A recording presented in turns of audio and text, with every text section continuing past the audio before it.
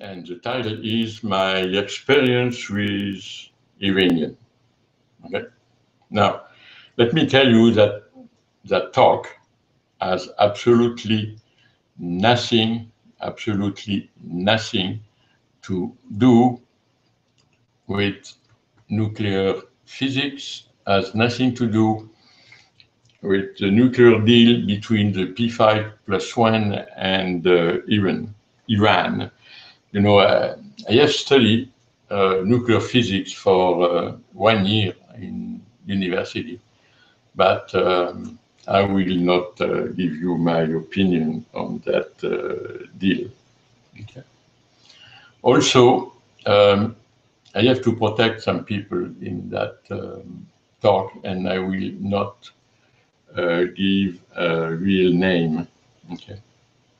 Also, I will not quote the Bible. I won't quote any verse. What I want to give you, it's a human experience. My experience with people from other countries. Okay?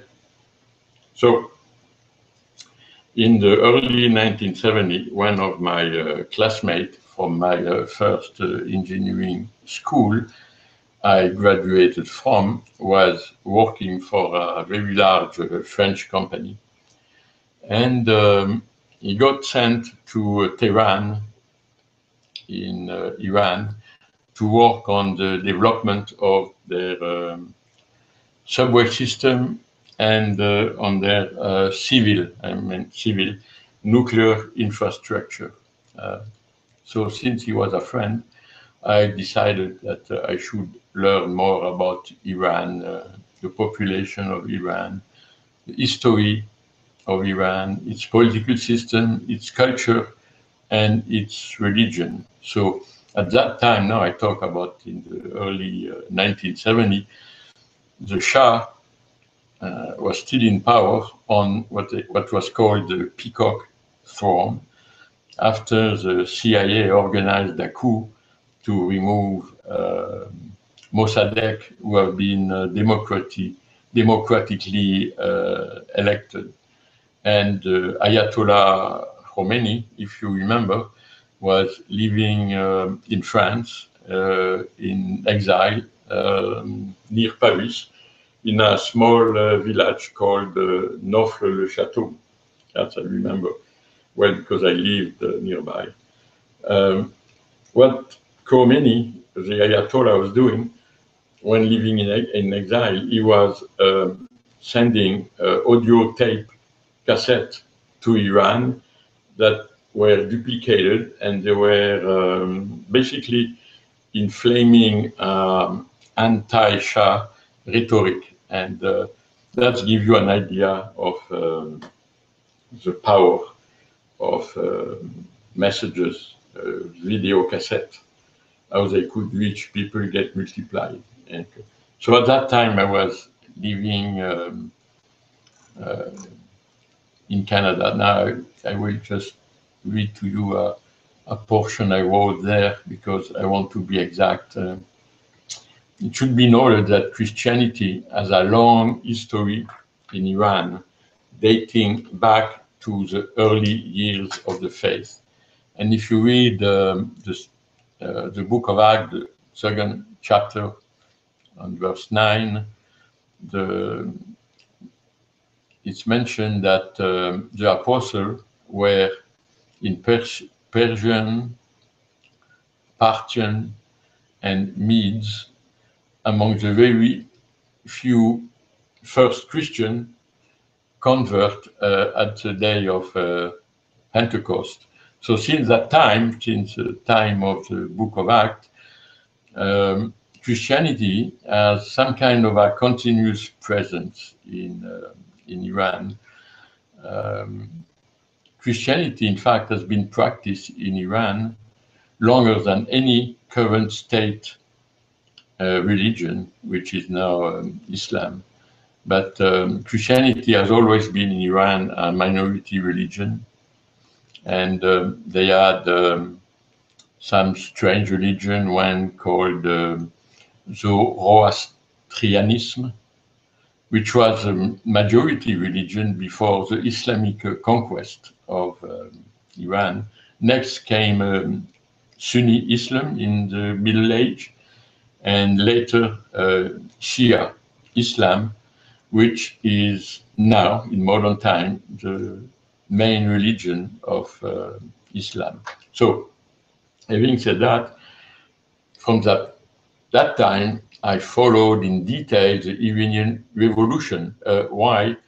Well, for the simple reason I was living in high-rise in Ottawa, in downtown Ottawa in Canada, on the same floor as the family of the Iranian ambassador to Canada. So the last president of Iran under the Shah was one of their relatives. And when the Ayatollah Khomeini came from France and took over in 1979, Iran started to be dominated by a consolidation of a revolution into a theocratic republic. Theocratic republic, or their God is ruling. So my neighbor, the ambassador, was recalled to his country, to Tehran, but since he was appointed by the Shah, he was immediately sent to jail, and where he died. Now, the last president, the one under the Shah, which was one of the relative of my neighbor, was assassinated in France shortly after, under very strange circumstances. So we were trying to bring comfort to the wife of the ambassador and his two children, because he left them behind in Ottawa. He was going only alone over there. And we knew they were Shia or Shiite Muslim, but we share with them our Christian faith. And she was a Shiite Muslim, and she really appreciated our prayer. As a matter of fact, quite often when we were meeting her in the corridor or in the elevator, she was asking for prayer for strength. That's what was quite interesting, because she was Muslim. Also, at the same time, or a little bit after that, I was following in detail the US hostage crisis, which happened under Jimmy Carter between November 79 and January 81, and it was resolved just when Ronald Reagan was sworn in as president. Why I was interested? Because the Canadian government was involved, that's something I knew later, in smuggling out from Iran a number of his US diplomats that have not been taken hostages by the Iranian mob. So the Canadian ambassador at that time was the friend of my neighbor. And my neighbor was back from his ambassador posting in Iraq.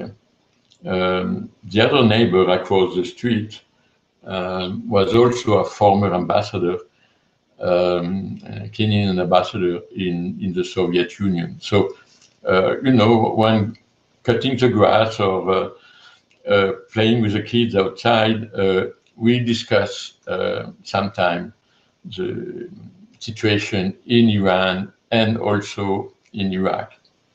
Okay. Now, to put the whole thing in perspective and give you how bad was the situation in Iran and Iraq, I don't know if you remember, but between Iraq and Iran, they had an armed conflict between the Islamic Republic of Iran and the Republic of Iraq, and that conflict lasted from September 1980 to August 1988, and it was the longest conventional war of the 20th century. And the war began when Iraq invaded Iran by air and land. And so it was following a very long history they have of border dispute, and was motivated by the fear that the Iranian Revolution of 1979 could inspire insurgency among Iraq's long suppressed Shia majority. Now, just to mention that the majority in Iraq was Shia, but Saddam Hussein was a Sunnite, and representing only maybe 10 to 15% of the population, but he was controlling the whole country. So in 1985, Saddam launched some chemical attacks, and it's now estimated by the CIA that more than 100,000 people died from the Iraq use of several chemical weapons. Now, to make the situation worse, Iran was using child soldiers extensively during the war. Now, I mean child between the age of 8 to 12 or 13, and maybe 100,000 of these children were killed during the war. And they were, and you know, the horrific thing there is they went into battle, the children, with a plastic key around their neck, which was issued by the Ayatollah. And it was their key to paradise if they were going to die in battle. And why they died in such great number in battle? Because they were used as to walk on minefields and were blown up. And so at that time, my heart was really broken by such atrocity on both sides. And I was wondering if I will ever love the people from Iraq or from Iran. Now, I have to now go fast forward. In 1995, I moved to Montreal, and we joined an evangelical church. And upon joining, we talked to the pastor, and we wanted to do something or to participate in the life of the church outside of the Sunday services. And the pastor asked if we would have a weekly prayer center in our apartment. You know, he knew that we were living in a very big penthouse in Montreal, you know, a 3,000 square feet penthouse, I'll give you an idea. And that penthouse has a very large living room that could maybe accommodate up to 50 people. And so we said, well, okay, that's an opportunity. And we said yes to the pastor, not knowing in what we will be involved. So he added that neither of the people who will participate in the prayer meetings or the prayer group or the Bible study were speaking French or English. Well, we said it doesn't matter. Somebody will translate, and we will be able to maneuver in all of that. And we said yes, and he said, okay, now we'll tell you where these people are coming from. And he said they are Iranian, you know, people from Iran.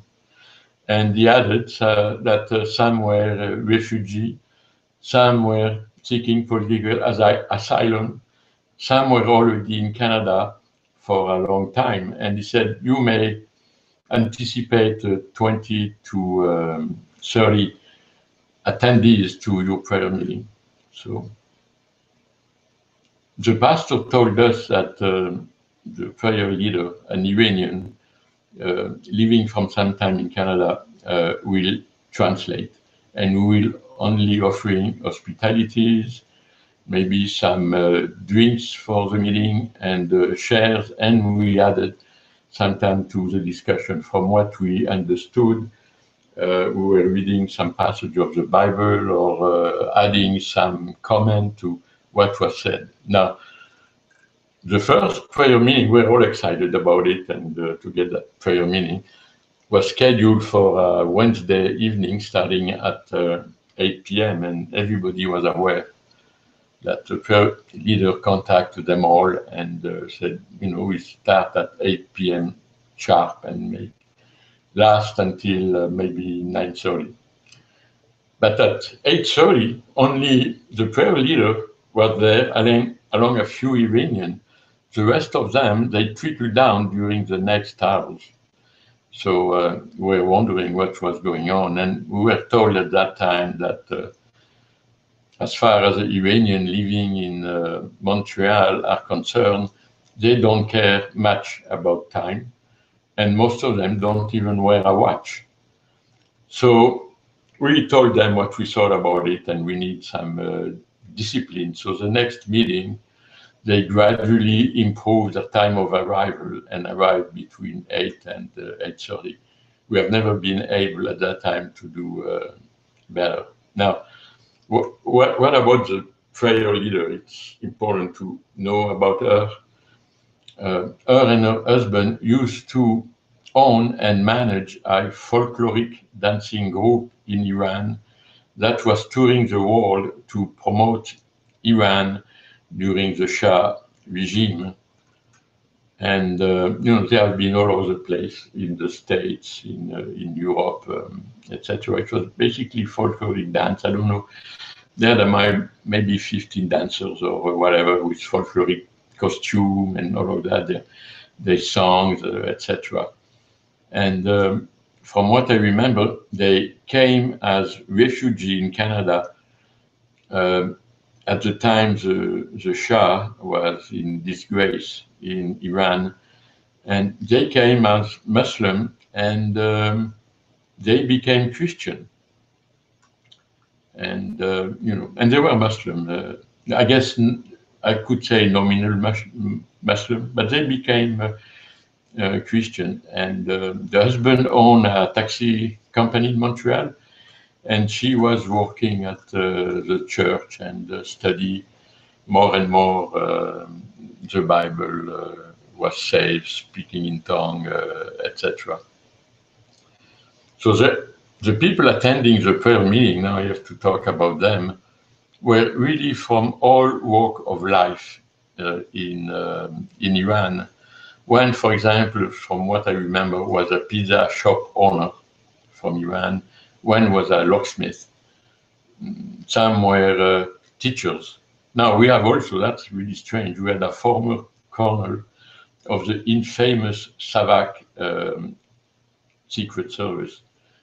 Just a parenthesis, the Savak was one of the most brutal intelligence operation. They were putting people and torturing people by the truckload, but he was working with the Savak and came as a refugee, and upon arrival in Canada, he became also a Christian and repented for what the Savak and himself was involved. Now, some of the people who came to the prayer meeting, they have been imprisoned by the Savak and escaped the jail. And when they had this turmoil, when the Shah left and Khomeini came, etc., they escaped and the prison and escaped the country. Now, two people I remember escaped Iran in the middle of winter by foot to Turkey through the mountainous terrain, which was covered by snow, with some of the Revolution Guard or Iranian Guard of the Revolution in hot pursuit but they made it. I don't know how, because sometimes they told me it was about 6 feet of snow in the mountain. But they made it to Turkey. Now, if you look at the map, and you will see that it's very mountainous between the northwest of Iran and Turkey. And next, they went to Austria, to Vienna, I guess, end up in the Canadian embassy, were taken as refugee and came there. Now, all the attendees of the prayer meeting were not all Christian. A number of them were still Shiite Muslim, but wanted to attend a Christian Bible study. And, but most of them were recent convert to Christianity. So now they were from different origin and background, but despite the fact that we had from some people from Savak, some people on the Shah side, some people on Khomeini side, etc. It was really no animosity between them. They were talking, sharing about themselves, and the meetings were quite peaceful. We read the Bible, shared the Bible, and we prayed together. It was really what I could have seen, an expression of the love of God. And I learned a little Farsi there, because when you listen for hours, people speaking in Farsi and somebody translating in English or in French, you get used to from some words. For example, I still remember today that the Holy Spirit in Farsi is Rohol Godos, and that the word for God is Kuda.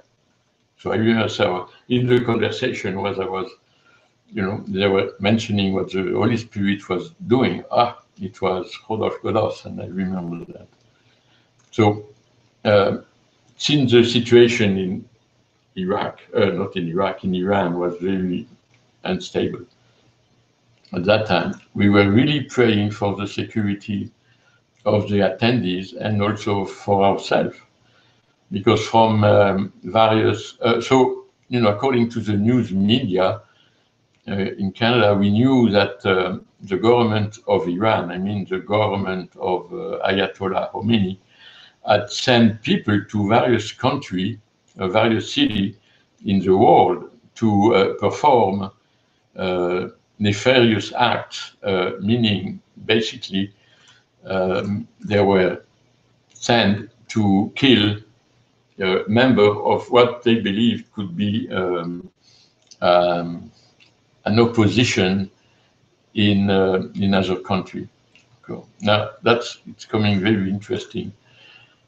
One day, a gentleman in his 70s came, and he was introduced to us as a very new Christian that used to be top film producer in Iran and had worked on both sides of the fence. He had worked for the Shah, repented apparently, and now was working for the Ayatollah and the repressive regime over there. And now his story is quite fascinating and illustrates the power of prayer, of Christian prayer, our prayer as a group. So he was a strong Muslim and was sent by the Revolutionary Guards to Montreal. Now, the official reason he has was to discuss with the prayer leader of our Bible study the production of a movie illustrating her life as a folkloric dancer. Okay, so he came, and that was in the middle of winter. And I guess after a snowstorm, we had about 4 feet of snow to the ground. And he made an appointment with the prayer leader to see her at her house and to explain, and he said to explain something about the movie.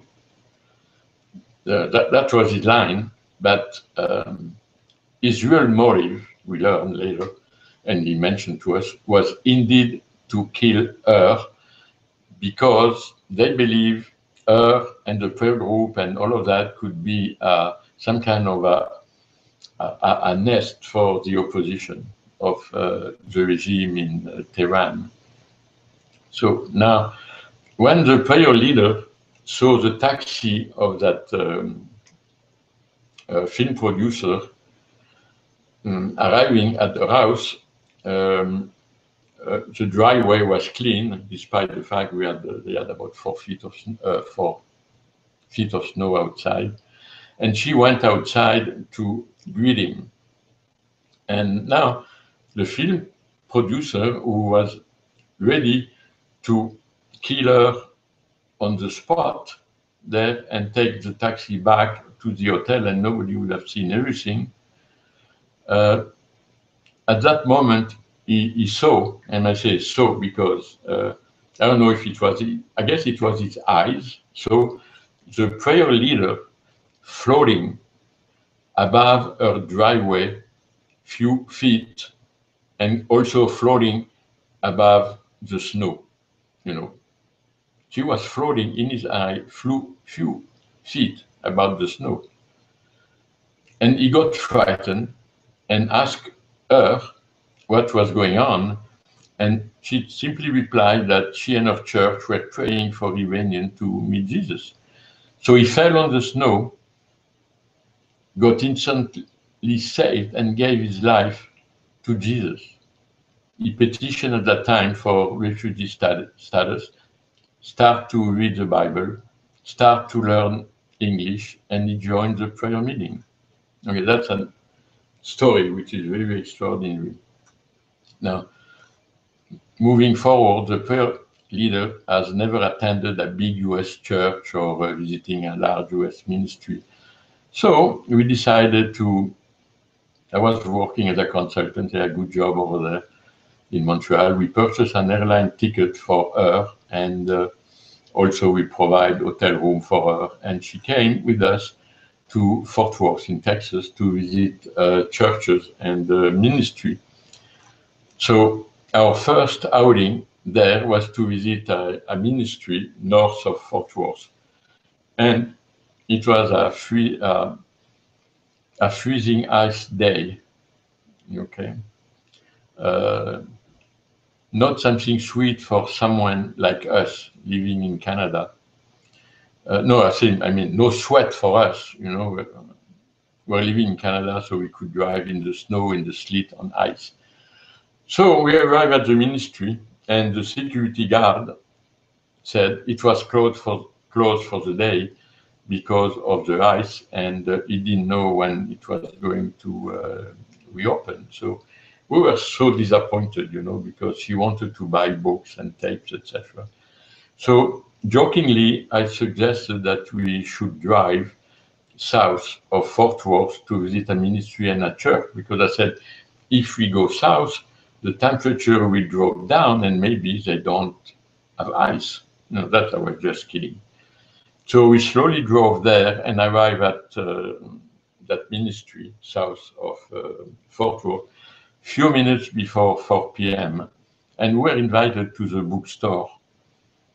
And we were asked to take any material we wanted for free.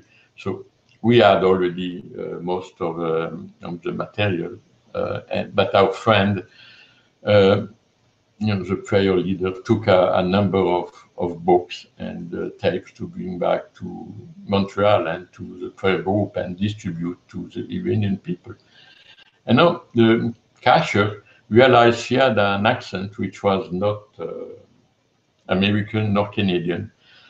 And she asked her where she was coming from. And the cashier said, well, you know, at the Bible school, about a mile away on the other side of that big field, there is an instructor, a Bible school instructor, who is from Iran. And if you hurry up, you could meet him because he's leaving at 4. So we rushed over there, and the Iranian instructor was still there, and immediately our friend from Montreal, the Bible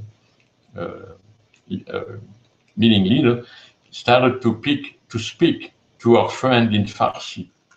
I couldn't understand what they were talking, except a few times I heard about Rodolphe Godot, the Holy Spirit. So they shared for about 20 minutes, and they decided to go to at that time to go to a restaurant which was not far away. And at the restaurant, we shared again with the instructor, the Bible school instructor. He was explaining to us basically what he was doing there and what was his goal in life, etc.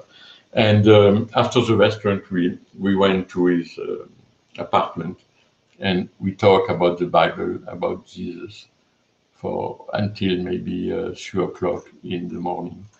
So the next day, the instructor asked us to come for dinner again at his apartment, and he cooked for us a wonderful Iranian meal with the famous Iranian rice with saffron at the bottom. Now, if you have not in your life had Iranian rice, it's something you should try, because it's really a wonderful dish, and it was prepared with such love. Okay, so anyway, we learned that the Iranian instructor had left Tehran some time ago. It must have been about 20, 25 years ago, when he was around 14 and enrolled in a US high school. So he was US educated. And that was from Tulsa. So I guess he got saved in his high school, if I remember, when he was 16, because they had a Bible club or something. So we have been in contact with him when we moved to the US. And later we met him. Okay, in fact, later we met him in Fort Worth for a while. When I was living in Fort Worth for about a year before I went to New York. And after we had moved to Tulsa, Pam and I were invited to see him for more Iranian rice and Iranian food, something wonderful. And that friend is such a strong man of God, and who's, he's an evangelist now. He's not anymore a Bible school instructor. He's on his own. He's an evangelist, and his mission in life is to reach the Farsi-speaking people in the world. Now, the Farsi-speaking people are in Iran, as you might know, but they are also in Afghanistan, in the south of Afghanistan, east, south of Turkey, in Turkmenistan, in Uzbekistan. And that's what he's doing. He's reaching them by TV broadcast, or how do you call that, streaming video, and he has also a website. So that's all I have to say for today, but let me tell you one thing. I really have a heart for the Iranian people. And I could tell you I also have a heart for the Iraqi people, from the people living in Syria, in Turkey. I have a heart for all these people, all these refugees you are seeing now, living in a mass exodus sometimes at the cost of their life, leaving this countries in turmoil where we have war all the time, and where you have repressive regime and ISIS and all of that. So I am praying for them. These people are such wonderful, and we have to love them. We have to love the people from Iran, from Iraq, from Syria, from all the Middle East, from Israel, and we ask for peace in this among this country, which are in turmoil. In fact, since I was born, this country have never been at peace. So I will just announce what will be my next video blog, my next talk before my wife Pam join us, before she will talk or pray, basically, for all the situation with refugee and migrants. Okay, so my next talk will be about the Mobius strip and the bottle of Klein. And both of these things, the Mobius strip and the bottle of Klein, are another striking example of how mathematics and the Bible are joined. It will be very, very interesting. Now, Pam will pray for you, for the refugee. Yeah, we've been watching a lot of footage on television regarding the situation with the refugees, and we've been quite touched. My husband's done more international travel than I have, but I've done enough to know that there are many people in dire straits. I've seen a lot, and nothing like what those precious people in some of those countries are experiencing. And the one thing that we hope for is that those that really have mercy for people and can empathize with them, that somehow, if they're in countries that are not, that are afraid or whatever to bring them in, that somehow they'll be able to engage the government or something, somehow, to help those people, because they're in situations that we will probably never be in here in the United States, and probably other places quite like that, where there's really nowhere for them to go. And it was really sad to see that in some cases it took the distribution of the drowning of a Syrian toddler to get some people in gear, to put a human face on what's been going on for quite a while now.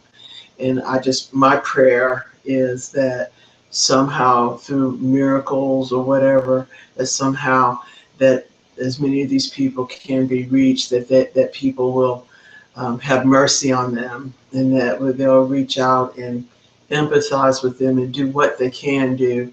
Not every country can carry, the countries that they're going to. Somehow, I just pray that they'll be able to get there, and that maybe the hearts of some will turn, that where they will see that they're not subhuman, that they're human beings just like they are, and that they should have a place of safety. Yet they're in situations not of their own making, but of bad governmental decisions. And Lord, we just thank you that somehow the people in these countries that want to help and want to bring people in, Lord, that you help them, and Lord, protect them from maybe if there's any, a very small amount that might be wanting to do evil. Lord, the vast majority of them want safety for themselves and their children, Father. I just ask you now that you somehow work a miracle, Lord, those that are touched by the plight of these people, Father, that you somehow make a way for them to help, either through finances, through petitioning the government or whatever, if they're opening up their home, whatever they can do, Father. As Lord, you said, we've done it to the least of these, we're doing it to you. But even those that don't know you have a heart for these people. I'm asking you to intervene. Lord, in those situations, because they do have a heart for people. I will take 2 more minutes to mention to you my experience with refugee. And if I cry, it's okay. In 1956, I was 13 years old. Okay. The Soviet Union invaded Hungary. Okay. They sent tanks. They killed people because they were rejecting the communism. And a lot of people fled, escaped Hungary in 1956. Adults, teenagers were leaving and going through Austria to Germany. And some came in Alsace to my city. Young people, teenagers, came to my city in Colmar. I was in high school at that time, and we had this young refugee who didn't speak a word of French. They had no parents. They just have been displaced. They were escaping death from the Soviets, and they came. And they came to my school, to my high school, and we had to help them, to clothe them, give them clothes, give them food, and teach them French. So they were coming to my house, where I was living with my parents. We gave them food. We gave them clothes. We taught them some French. And if you remember, that was after the Second World War, and we didn't have much. But we sacrificed, my parents sacrificed for these people. I sacrificed my time to teach and to basically mentor them at school. And we did that for months until the city was able to get more accommodation. In some cases, they were able to be unified with their family in France, maybe in other cities. But it was quite a traumatic experience. And if I look at it in retrospect, what was done, what we did is simply applying the Sermon of the Mount, okay, chapter 5 to 7 of the Gospel of Matthew. And my prayer is that the European country and our country also will apply the Sermon on the Mount for these refugees. It doesn't matter if they are Christian, Muslim, Buddhist, or whatever. They are human beings, okay? And they deserve to have life. And that's my prayer today. And that's the end of our broadcast. Pray for us. Thank you.